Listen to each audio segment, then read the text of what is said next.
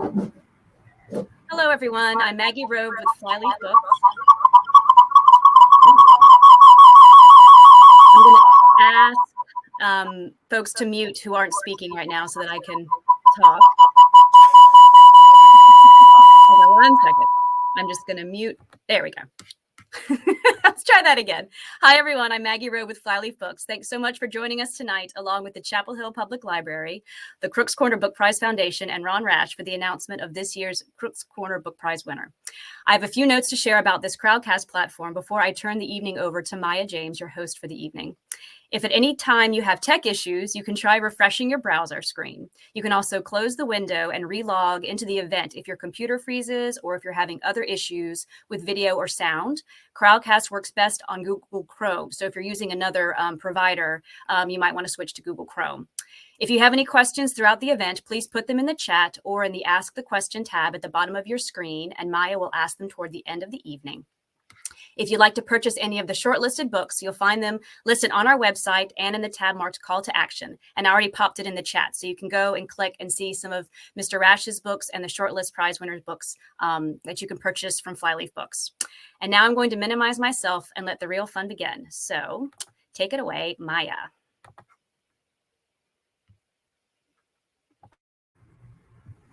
Hello, welcome. On behalf of Chapel Hill Public Library and the Crooks Corner Book Prize Foundation and the town of Chapel Hill, thank you all so much for being here, and thank you, Flyleaf, for hosting us. I'm here with Anna Hayes, the president of the Crooks Corner Book Prize Foundation. Come on over, Anna. Hello. And Ron Rash, this year's judge who selected the winner. I am so excited to be here this year for the prize announcement. After Anna announces the prize winner, we are going to chat with the winner for a bit and with Ron. And at the end, I'm going to post a survey link in the chat, and we'd really appreciate it if you would click on that link at the end of the program when I share it and give us some feedback, because library and all of us here are always looking to improve the events that we host. So we would really appreciate your feedback. And that, again, I'll share that at the very end in the chat. So now I'm going to pass you over to Anna. Anna Hayes is the president of the Crooks Corner Book Prize Foundation. And here she is to tell you a bit about the prize and announce the winner. Hello. Thank you, Maya, and thank you all for tuning in tonight. This is so exciting. I also want to give a special thank you to the Chapel Hill Public Library and to Flyleaf Books, our wonderful independent bookstore here in Chapel Hill, because through their good work, we are able to meet together tonight, which otherwise would not be happening. As some of you know, the Crooks Corner Book Prize is modeled on prestigious literary awards that have been given for many, many years by famous literary cafes in Paris. When we created this prize, which is given for the best debut novel set in the American South, the obvious and perfect partner was Crooks Corner Restaurant here in Chapel Hill. As far as we know, this remains the only restaurant/cafe literary prize in the United States. And Charles Frazier, the author of Cold Mountain, who was our judge year before last, calls it the coolest book prize in the country. Our goal is to encourage emerging writers, and especially in these very difficult times, difficult for everyone, but especially difficult for a first-time novelist. This year's winner was chosen from a terrific shortlist of 3 books.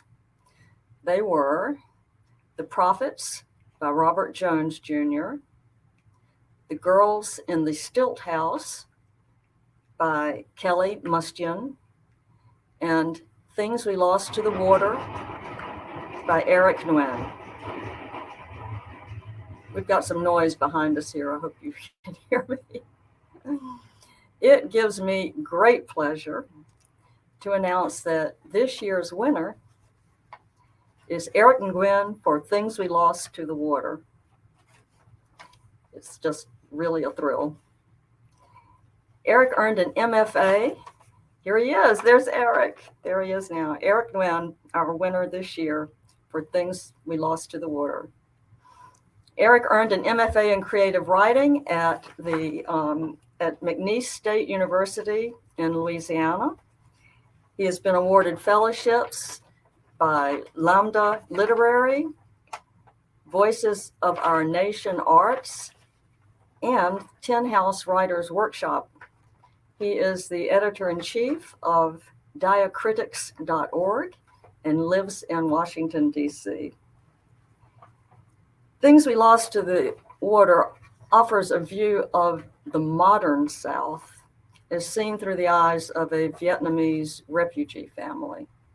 It was named a New York Times Editor's Choice book. And in his full-length review in the New York Times, Brian Washington said, "The book is vast in scale and ambition, while luscious and inviting in its intimacy." And I'm here to tell you, it's a wonderful book. So Eric, we offer you our heartiest congratulations. And I only regret that I can't hand you your winner's check of $5,000 in person. But we're delighted to have you with us tonight, and congratulations. Thank you for having me. It's an honor. This is like the first thing I've ever won, so it surprises me even. I want to thank the Crooks Corner Prize Foundation for reading my book. Ron Rash read my book. That's amazing to me.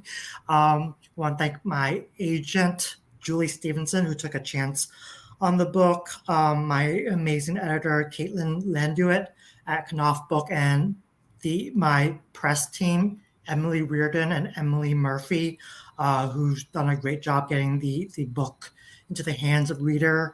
I want to thank all of my writer friends and readers and my husband who have supported me throughout the years. My husband should be watching. Hi, Mike. Thank you for everyone who supported the book. It's kind of a dream come true, especially as a debut novelist, to get a prize like this. I feel honored, especially writing a Vietnamese American story set in the South, an Asian American story in the South, especially because those stories are not told enough. And I hope this is just one of many that will come. Congratulations, Eric. We're so happy for you. And it is truly a wonderful book. Why don't you tell us a little bit more about it for anyone who's in the audience that hasn't read it yet, but will surely be picking it up now? Okay, so Things We Lost to the Water is a novel about a family who chooses to leave Vietnam after the war. By accident, the father is left behind, and the mother and her children have to move forward from refugee camp eventually to America, where they settle in New Orleans. And the book really chronicles their time in New Orleans and how they settle into their new community and try to gain their identities as Americans while also grapple with their lost past. And I'd like to introduce Ron a little more formally now. So we've got Ron Rash here with us tonight, the judge who selected this winning book. Ron is the author of the PEN/Faulkner finalist and New York Times bestselling novel Serena, wonderful book if you haven't read it.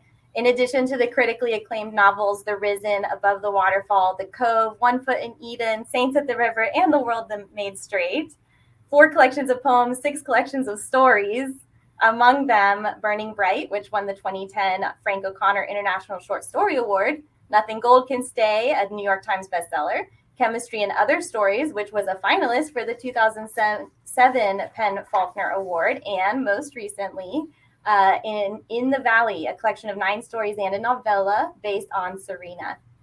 Twice the recipient of the O. Henry Prize and the winner of the 2019 Sidney Lanier Prize for Southern Literature and the 2020 Thomas Robinson Prize for Southern Literature. He is the Paris Distinguished Professor in Appalachian Cultural Studies at Western Carolina University. Welcome, Ron, and thank you so much for joining us. Ron, why don't you tell us what caught your attention and your interest in Eric's book? Oh, you're muted. You're muted. I think what really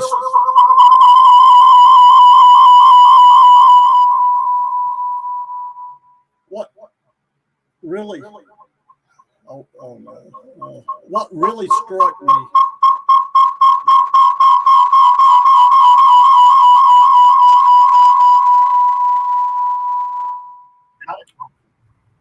we got it.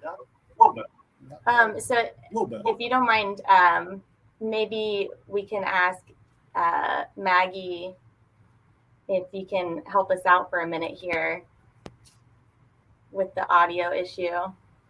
Sorry, Ron. I'm just thinking if he might have some, because we're all muted. I'm just wondering if you have headphones that you can actually plug into your computer physically, that would be ideal. I do not.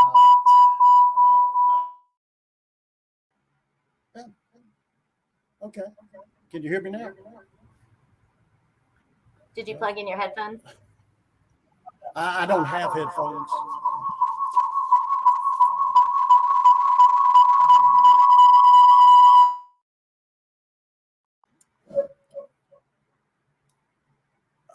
What should we do?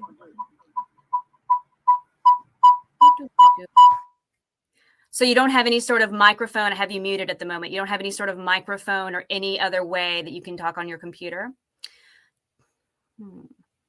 No? Do you have a different computer? Or a different, you could try logging out and coming back in as well, but you are using Chrome, correct? Okay.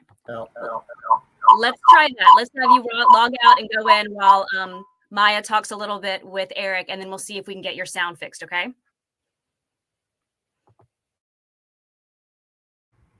Sorry about that, everybody, and thanks for bearing with us. But let's hear a little bit more from Eric while we're waiting for Ron. So Eric, I know that you're an accomplished writer in other formats, but what inspired you to write your first novel? I think it's a novel that was, I guess, in me for a while. For a long time, I was trying to write, I guess, a story that's similar to my own family story. But like my family never told me about like how they came to the US. So really this book was a way to explore that in fiction. I feel fiction is a good way to ask a question, kind of experiment with answers. And this book was really just my way of finding the answer to why would someone leave their country and how would it feel to be in a new country, try to start a new life. And I think that was what I had in mind while I wrote it as I revised it. And I think I came up with an answer, or I think at least for me, I'm satisfied with what I came up with, even if it might not be a clear answer or it might lead to other questions. Let's try it, Ron. Just unmute yourself, yeah? Okay. Let's see. Am I on? Yeah, so far so good. Oh, hey. Great. Okay. All right, better. Now tell us about what caught your interest about. Well, many things. I was actually talking to my class last night, and I said one aspect of Eric's book that really impressed me was the what I would call the architecture. That's a pretty dry word, but when I read the book, what really struck me, and I think this is really something that's really, really hard to do for any writer. The novel felt at the end, the novel feels both surprising and inevitable. And that to me is something that, as I say, is very hard to accomplish, particularly for a young writer, to really get the structure, the pacing, all of that was really well done. I thought the voices, the points of view. I was particularly struck with how deeply Eric got into the mother's sensibility. I mean, that's so much a part of what I think we admire about fiction, is how writers can create different characters, very different from themselves in many different ways. And the mother particularly struck me that way. I thought it was a good example of a bildungsroman, certainly a portrait of the artist, and that aspect was part of it as well. So a very solid book, and a book that I think what we hope a book does lingers. We don't forget it easily. For sure. I was also really impressed with the voices. A lot of times it's a failing we hear about often, that male writers have a hard time writing about or writing from a woman's perspective and making it realistic. But I felt like the mother's perspective was so relatable. It was really well done. And I see what you mean about that inevitability. It was really impressive how the different storylines wove together so well. The structure of the novel was also interesting to me because it reminded me, as I was reading it, a lot of Ya Jesse's book, Homegoing, because of the multi-generational impacts that you explore from different points of view, even though hers obviously spans a much longer time period and it's literally one chapter per generation. So it's a little different, but it reminded me of that in that way. What appealed to you about using that structure with the many different viewpoints? I think for me, that structure made sense because I feel in a way like I wanted to explore the experiences of different generations of, I guess, Vietnamese Americans, Vietnamese refugees and immigrants. So like the mother, she kind of represents the person who is the most, I guess, refugee in a way. She was a grown up when she left Vietnam, and she kind of had to start her life all over again as an adult. Compared to her first son, who has one foot in Vietnam and another foot in the U.S. And then we have the second son, who is more or less sees himself as American. He doesn't have that other foot in Vietnam. He's never been to Vietnam. So I think having those point of views kind of interact with each other was a way for, I guess, these different generations to talk about each other in a way, to talk to each other, and explore the differences of their experiences.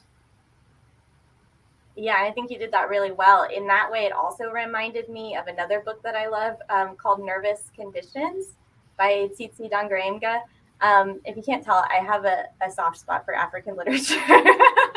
But so that book is really beautiful in that it shows the different nervous conditions that different characters experience as a result of colonialism and what she calls like the double colonialism of like being both a woman and an African person in a colonized country. And in that way, I was also reminded of that book for that reason, that we see the different ways that the different characters are impacted by all the other characters around them and the world events. And it was just really well done.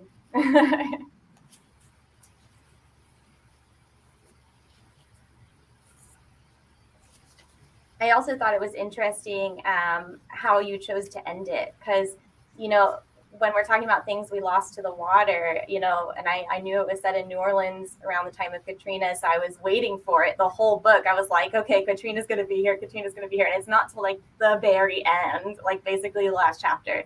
You know, without giving too much away about what happens in the book, it's not like it's tied up in a nice little bow at the end, you know, like it's not like everybody lived happily ever after, but I do see a sense of hope there. But why did you choose to end it like right there, right as the storm hits?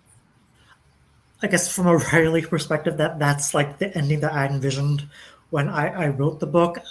I feel like for me, this book at least was me knowing the beginning, me knowing the end, and just trying to write towards that ending in a way. But I think that ending makes sense because I like the way that nothing is really tied neatly in a bow at the end. It's kind of an open question about what happens to them.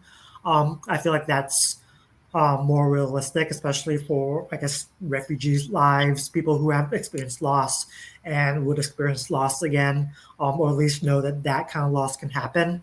But I do see the hope in there as well, just because I felt like the characters, they kind of learn from their past and they have like that strength to carry them to whatever gets where they go next. So I think it's it could have been a tragic ending, but I think with this character, it's kind of difficult, I guess, to have them in a tragic ending because they have like the wisdom of their experience of what they've been through already. Yeah, it was really, I definitely felt those things at the end. It was great. It's funny that you mentioned like being it could have been a tragedy, and it made me think about Ron's book Serena and how it's definitely a tragedy. Like it's based on the tragedy of Macbeth, right? Is that accurate? Somewhat, yeah. Somewhat, yeah. Not obviously a one-to-one correlation, but Ron, what do you think drives you to write things like that? Reality. Yeah, I think that very often to be true to the world, and I one aspect of Eric's book that I admired, it's not a cynical book. It's not a sentimental book. It's not a cynical book. I think it's a book that tries to be true to life, and I think the ending, while there is hope, there is some element of loss, certainly. So I think that's what what we hope from novels, that we feel that we've at least had some kind of, at least a glancing blow at achieving some kind of sense of truth about reality. Yeah, for sure. And I think even in Serena, which is a tragedy, there's still a sense of justice a little bit at the end. Yeah. In kind of a dark way. Yeah. Kind of a dark way, but it was a little gratifying, so it's not like totally bleak. No, I don't think so. No.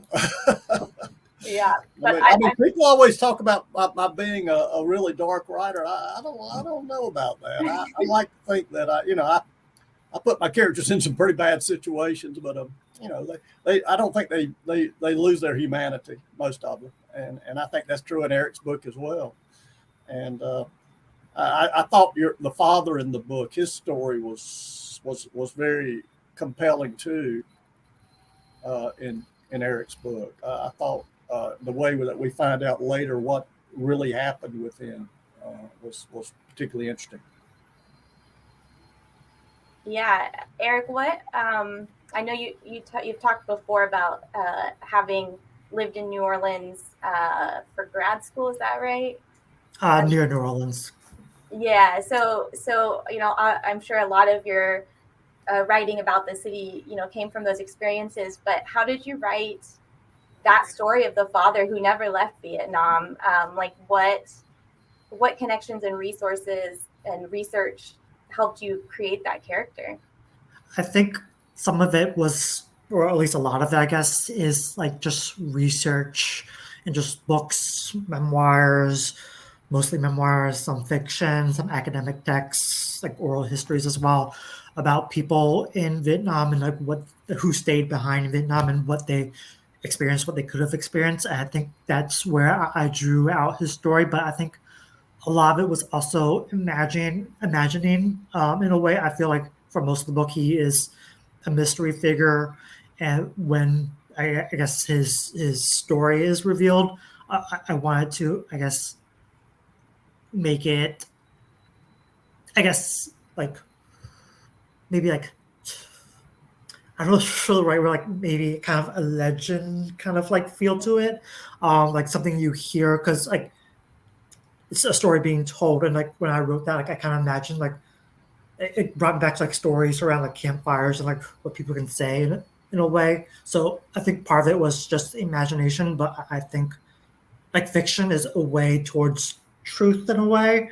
And I feel like that was my way to untangle the history of Vietnam, especially the history of those who stay there, and try to imagine what that is. Because a lot of the things in my book, like I have no firsthand experience in it. So a lot of the book actually is just imagining, which I guess is a fun part of writing fiction. You get to imagine it. It's, even though it's realism, you get to imagine whatever you can, make it make sense, at least to yourself as a writer. Yeah, something about his story and every character in the book is that, it's like it's a bigger story than one person, but you're able to tell the story of many people through one character. So I feel like, his character experienced some really tragic things, as many of them did, and his trauma and the understanding of what happened as it unfolds and as it's revealed to us, reveals something that's bigger than just him. It helps us understand that human experience of trauma and of belonging and home and all of these different things. We see a lot of symbolism in those characters, and yet they're still super well-developed, concrete individuals that we can relate to as well. I see that a lot in Ron's books too. I found a lot of similarities between your two writing styles, in that you both have so much symbolism and metaphor as a way to talk about these big universal, human condition things. I'm sure that Ron noticed that when he was reading it as well. But I think you both do a beautiful job of that. Something I wanted to ask you about, change the course of the conversation a little bit, is, Ron obviously has won so many prizes and awards in his career, as you heard me rattle off earlier. So Ron, what do you think literary prizes like the Crooks Corner Book Prize, and those that you've won, what do they do for authors, and how did they impact the course of your career? Well, they're always unexpected, but very welcome. That would be the first thing I would say.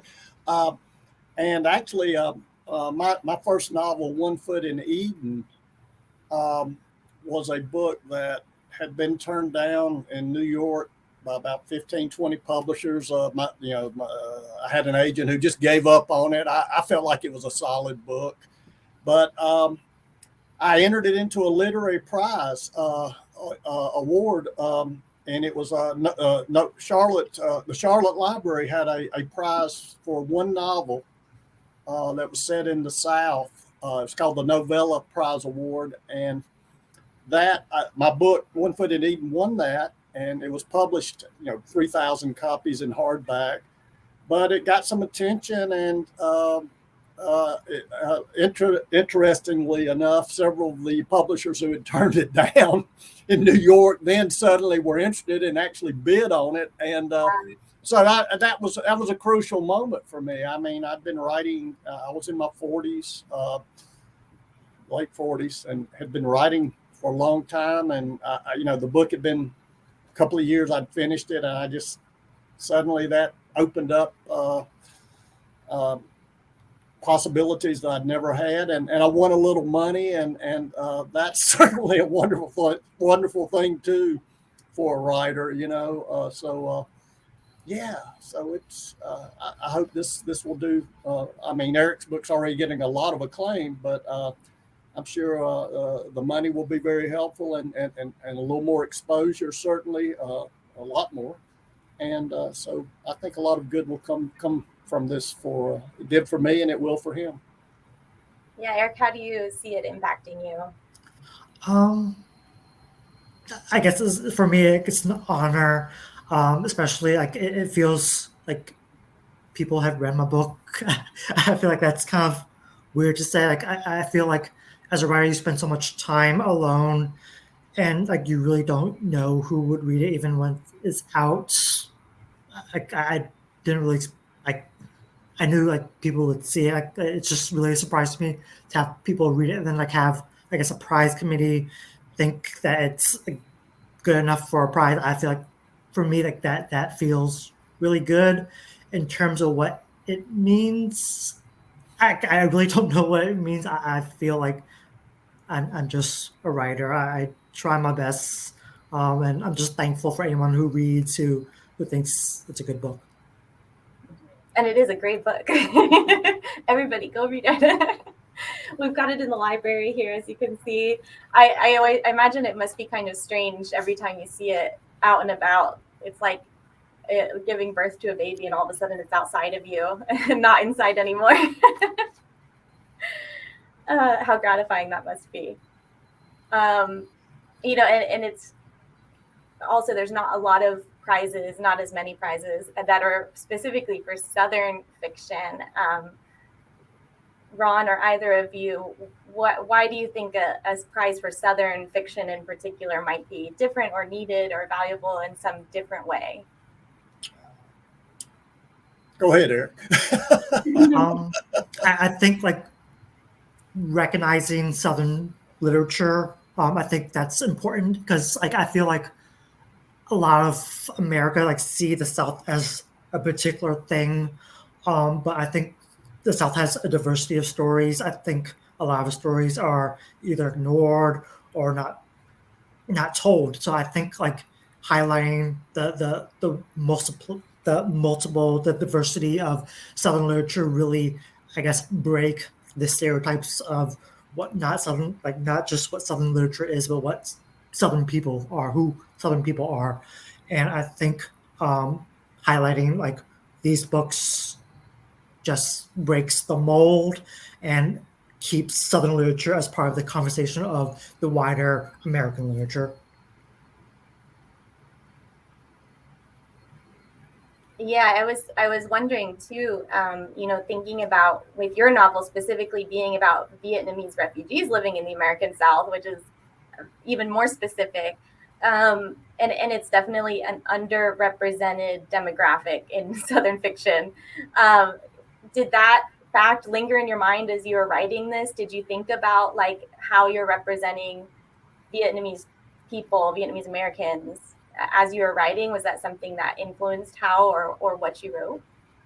I would like to think like part of me just wanted to write a story, but I think like when I was writing it, I was aware I was writing about a particular community that was alive and well. And I think going into this, I felt it was very important to like meet them where they were, to understand them as a community, to get like their real essence onto the page, to represent them in a way that is truthful to their reality, not just who they are, but how they see their city, how they see their lives.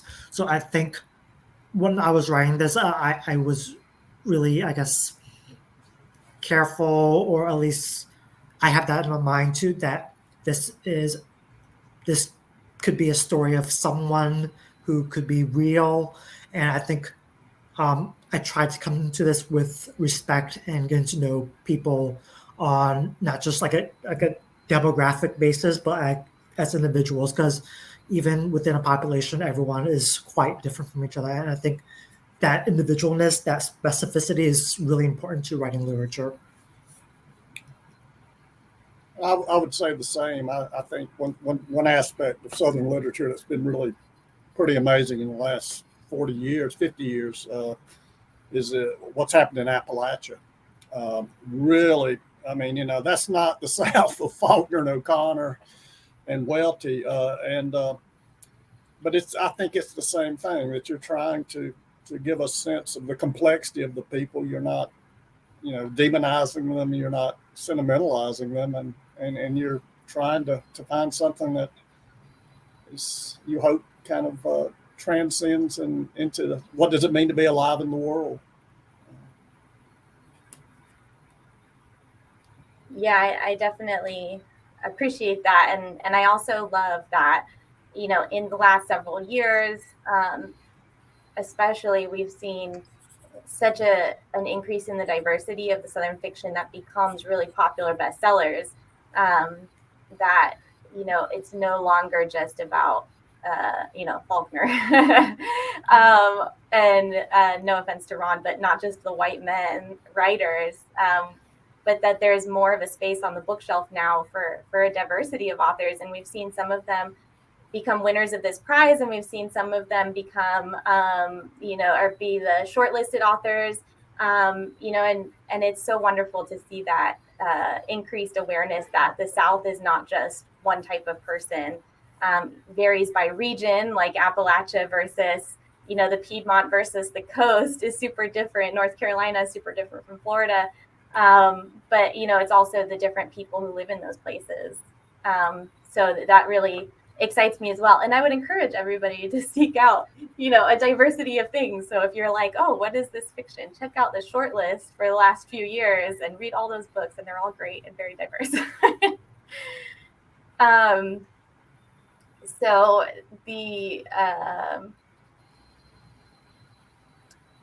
I was wondering too, what is next for you, Eric? What are you working on now? And what are you thinking about? Like, now that you've got some acclaim for this novel, what are you working on and what are you hoping to do? I'm the type of writer who doesn't talk about what he's working on. I feel like if I'm trying to tell a story, but if I tell it, even just a little bit of it beforehand, I feel like I lose that urge to tell it. So I'm working on another book, and that's all I can say, really. Well, that's good. I'm glad you're working on another book. I can't wait to read it. That's very wise, believe me. Oh, yeah? It really From is. experience, do you say that? Yeah. It's, yeah. Is that what you're like as well? Yes, I am. There is something, I think writers have their little superstitions, rituals, whatever. And but I do think there is a danger in talking out a book. I really do. Yeah. Interesting. So do either of you have like people in your lives that you do talk to about it, like that you bounce ideas off of or work out the kinks with? Like a lot of times when I'm trying to work through something, I will talk with my husband about it, and he's like the best sounding board, and he'll tell me straight up, that's a terrible idea, Maya. Do you guys do that with anybody in your lives? I think for me, most likely my husband, but they're more like really, really general ideas. And I just keep it like kind of vague almost. And I like to just take that from there. Again, like I try to keep it vague or say nothing at all. Like silence is a good policy. Yeah, I don't even want to have an idea. For me, novels never. Whenever I try to write a novel with an idea, that's the worst thing I can do. Oh. I would rather just wander. I usually, all my novels have really begun with an image, and I just kind of wander around and hope I find my way. It's kind of like entering a dark wood, and you hope you're going to come out of it. It's a kind of a scary way to go, but every time I thought, I said, "Oh, this is a good idea," that's been the worst thing I could do. So I quit doing that. So you don't outline; you just start writing. No. You say, I don't. Eric, I don't. How about you, Eric? What is your sort of method there?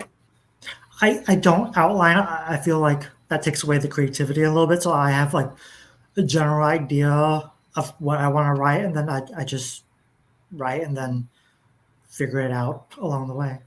But that's the fun part.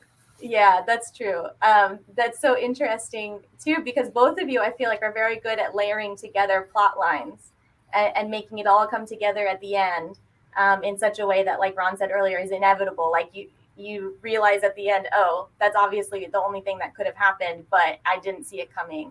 And it feels like it's complete, like everything was tied up really well, So if you don't outline that in advance, how do you achieve that? Does it just come to you because you're magical? Well, there's a great story about Flannery O'Connor that she has a story I love about Hulga Hopewell, a woman who has a wooden leg, and it gets stolen by a Bible salesman. And if you read that story, it just seems like it does that very thing I was talking about. It's inevitable, but it seems inevitable. It's surprising, but inevitable. But O'Connor said that it wasn't until that moment in the barn, if you know that story, at the very end of it, that she knew the Bible salesman was going to steal the leg. And I believe her. And yet it just seems like her, and I'm sure she went back and drafted, but that, I think it's those moments for the writer that are just wonderful gifts, but they come. Yeah. Yeah, I agree. Like, I feel like those are the best moments of writing, is like when you're just writing and then like something just happens that you didn't really plan, but it makes perfect sense. it's delightful, really, and I feel like that feeling is like probably the best feeling that, or one of the best feeling that I could get. And yeah, I think also part of it's just revision. I mean, the first draft is usually very bad, at least for me, and it just comes together at the end over like 6, 7, 8 drafts. Yeah, my draft. That's that. Actually, for me, that's the part I enjoy the most. Is if I can just get something down. To me, it's like a potter with a big ugly hunk of clay. I just want to get something to play with, and it's the revisions where for me it really gets interesting. So, how many revisions would you say you do on a novel? Oh gosh, it's terrible. I just here's something I've been working on. I don't know if you can tell this, but this is like the 15th draft. I don't know. Maybe I'm just getting worse, but I just can't seem. I can't seem to get it right. Did you say 58th? No, 15th. At least 15th. Oh, thank goodness. I was like, you're writing 60 drafts. That's too many. Yeah, I made when my daughter was in 3rd grade. I went. They wanted a writer to come to class, and I did, and I thought I'd impress them by showing them 40, 45 drafts on a poem, and then show them finally in the book. And I was quite proud of myself, showing them how they needed to revise and all this. And a little girl on the third front row said, "Well, my daddy revives, and he writes poetry, and he doesn't have to revise. He gets his right the first time." Well, good for her dad. I'm not that gifted. That's the right answer. Yeah, that's awesome. That's something I wonder is that, like you said earlier, Eric, writing can be a very solitary profession and endeavor. So if you're not sharing, as you're writing along with people, how do you maintain a connection to other writers, or do you feel like there's an option for that, or a community of writers that you're able to turn to? I think for me, like most of my writer friends are either like my MFA program that I graduated with, or just like writers that I know online. I feel like it's easy to connect with writers, especially with social media. I mean, like, or email, even you just send a message. And I feel like at least the writers that I've encountered, like, they've been really friendly. And I think I find my community online, and I think it's at least good for me. What is it like for you, Ron? Especially being at a university, I imagine you have a lot of great people around you there.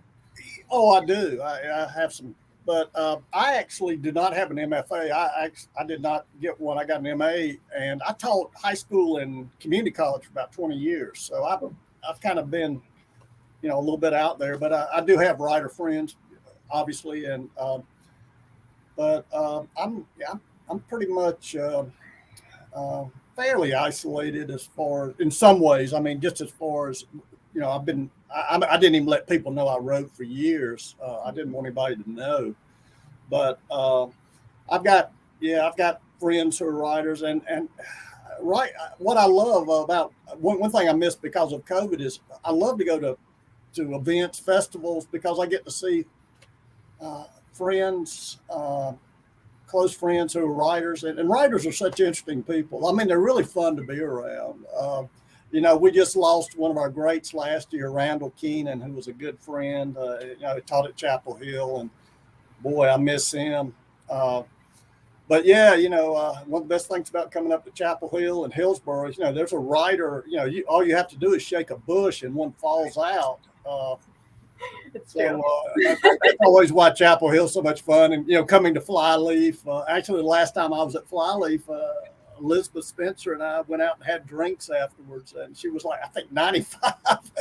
And she was a wonderful woman, and I miss her too. Yeah, she's dear friends with one of my colleagues here at the library. We're so lucky here to have such a great literary community in all of North Carolina, and especially in the Triangle.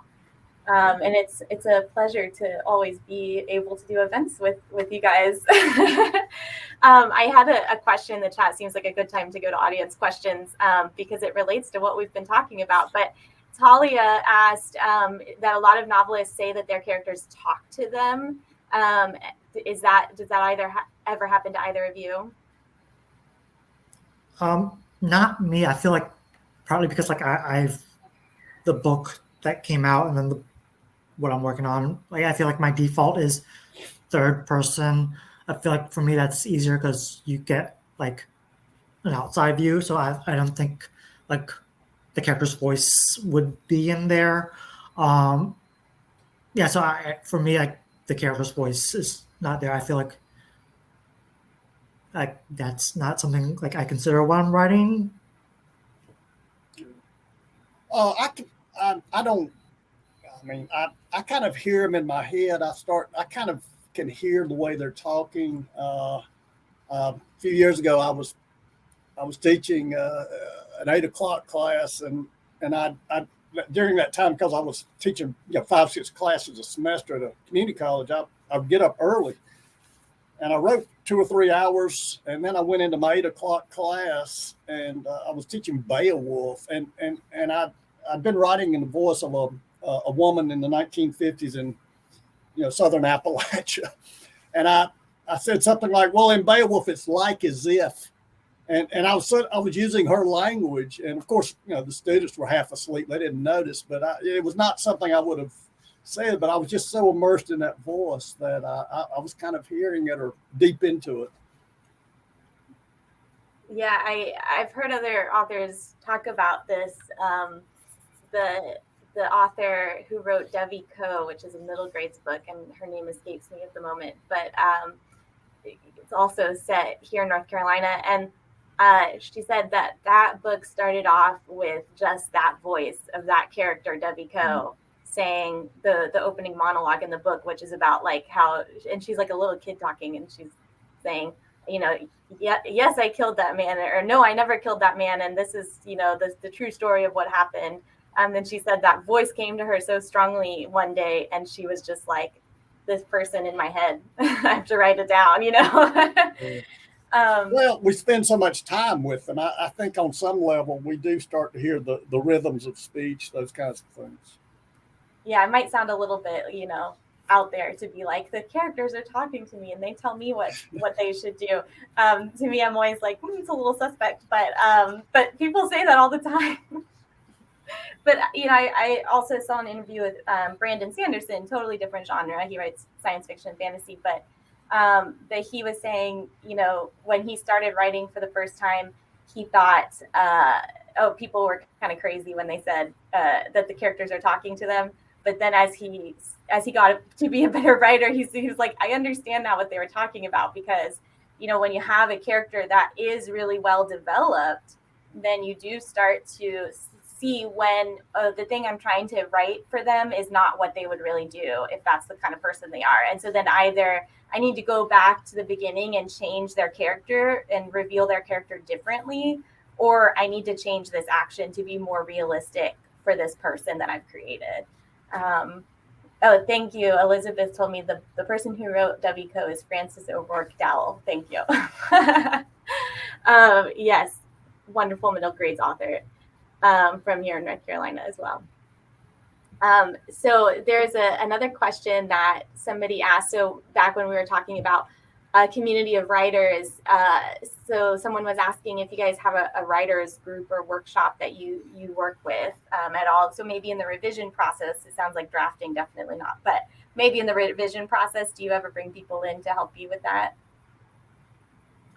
For me, like my MFA program, like that's expected, so that was part of that process.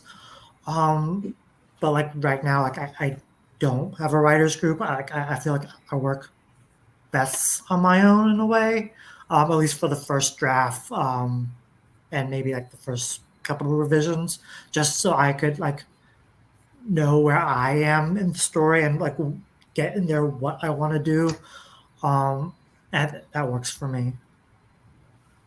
And I'm like that too. When I start getting it enough draft where I feel like it's at least getting in pretty good shape.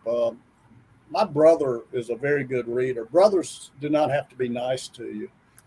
And mine is merciless.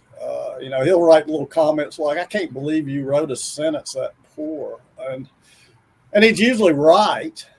And so he tends to be my first tough reader, and he's very good, merciless but good, and that's what you want. I mean, you want somebody who's going to be honest. My wife's too nice. But To me, I mean, she feels, she helps me, and but she's not. She's like, everything that you do is perfect and wonderful, and I love you. Well, no, she would not say that, but I think she would say that. I think she wants to, be encouraging. Yeah, I feel like it's a good balance too. I write for fun, obviously not a published author or anything, but I always run things by my husband, and he's so good because he's very balanced in the things that he says. So he will be very direct, but he says it so nicely it doesn't hurt. So he'll just be like, "I really feel like, that this idea or this character is just not really very strong. Like, I want to know more about their motivations." And I'm like, "You said this so nicely, it doesn't even hurt me, but you're right." But other readers, I feel like, would be, a little too kind sometimes. And that can make it hard to actually improve,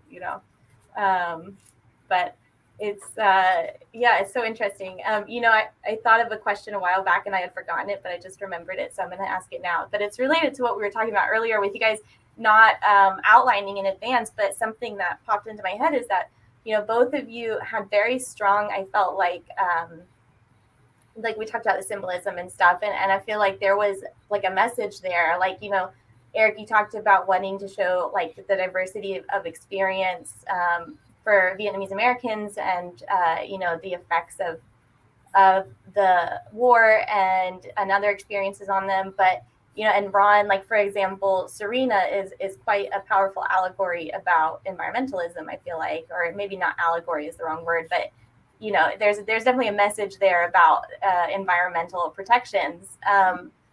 Did either of you set out with those goals in mind, or did it happen because as you were drafting, because that's what's in your head in your heart already? Like where do those messages come from?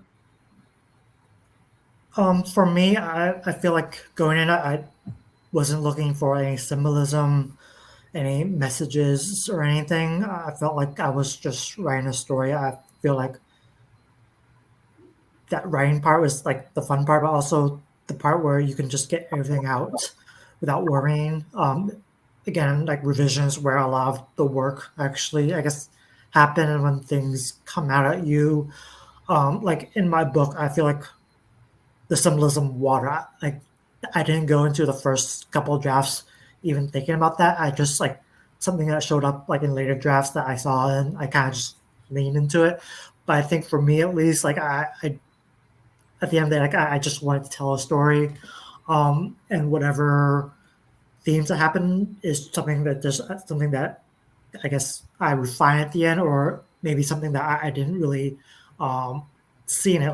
Like I've seen like readers say like this book is about X, Y, Z, and like it's not on purpose, but that's nice. And I feel like that's the way I guess literature is. I feel like I've done my work, and it's up to the reader to say or think about what it means to them.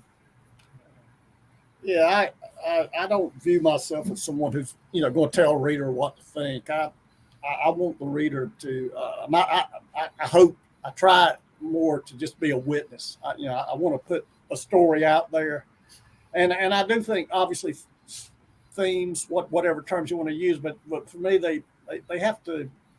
They emerge. They're organic. They're not, stamped on the work. I think it grows out of that. But I think, I like Faulkner's comment about the heart in conflict with itself. I think I always want to start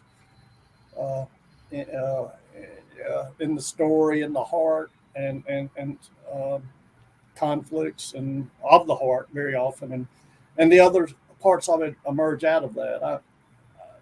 I mean, and you become more aware of what you're dealing with as you get deeper in the drafts. I mean, so and then maybe the story moves to accommodate those things. But for me, it has to.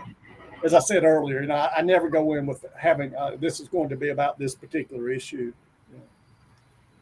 Yeah, that's it's interesting because when I see those, really powerful symbols in the text, it makes me think, oh, they must have thought this out so carefully and plotted it out so carefully to have it be so perfect in that moment, But it sounds like you guys really are just magical, actually. Maybe we're just not smart enough to do that consciously. We just have to hope that the story's going to do the work for us. Yeah, but that's a really important point that you're reading reality. You're a witness. You said so if you're very keen at reading reality, the lessons of reality will emerge naturally. Because we're investigating truth, we're investigating reality, so it's going to emerge that way. So it's like when Eric said earlier about trying to understand his parents' generation, right, is what you talked about. Did I get that right? Yeah.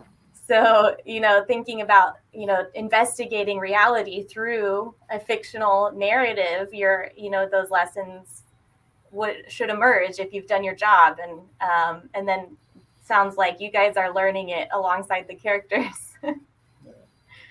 That's wonderful. Well, I'm going to say a reminder to the audience that if you have any further questions, go ahead and drop it in that ask a question box in the bottom. And I'm going to paste a link here in the chat that you can go to give us some feedback about this event. The library is always trying to improve, and we would love to hear your feedback about how we can always be continually improving. I don't see any more questions coming in. We've got just a couple of minutes left here, the two of us, but I wanted to make sure to show your book here. Brought out the library copy. Doesn't it feel good to have your book in the library and people are checking it out, and it's got a hold list and everything? Wow. And it's a wonderful cover too. Look, see, Chapel Hill Public Library, it's here. And we're ordering more copies because it's really popular. Doesn't that feel good? Awesome. Congratulations to you. And thank you so much for being here. And thank you, Ron, for being the judge and for being here with us to talk about books and Eric's book in particular. So thank you so much to everybody. And thank you to Flyleaf and Maggie for hosting us. And everybody go buy books from them. It's a wonderful place to visit if you're here locally. Support your independent bookstore. Yes, support your independent bookstore. You can order online, even if you're not here locally. If you're here in Chapel Hill, I hope you'll stop by the library and say hi to me. And I would love to meet you all in person. Ron, Eric, and everybody else on the call as well. So thank you all so much. And I'm going to drop that survey link again. Don't forget to give us some feedback.